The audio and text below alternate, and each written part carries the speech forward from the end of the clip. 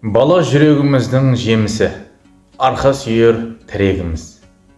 Біз оларға жайылған төсек, көлеңкелі саямыз. Олар үшін бәріне дайынбыз.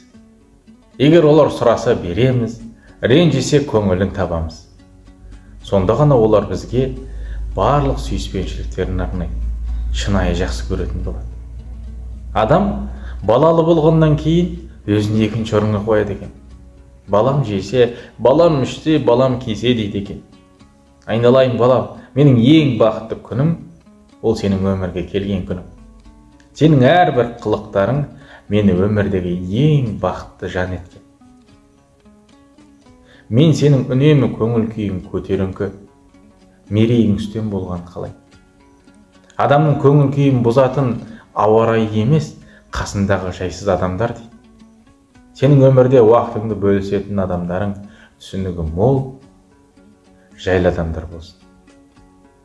Адамды кедей қылатын ақшаның аздығы емес дейді, ақылдың аздығы дейді. Қазақта сөз бар: мал таппа, есеп тап деген. Ақылды бол өмір дейді.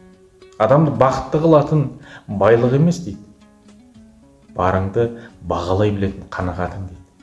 Қанағат ол иманнан, қанағатшыл бол.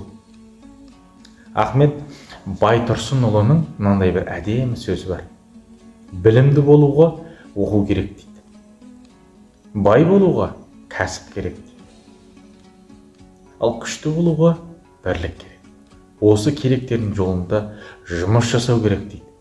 Сенің білімді болатында, бай болатында, күшті болатында қабілетің бар.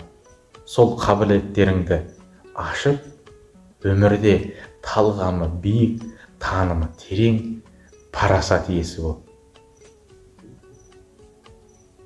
Міне, менің парақшама оқырмандарымның арасынан бір кісі балама арнап тілек айтшы депті.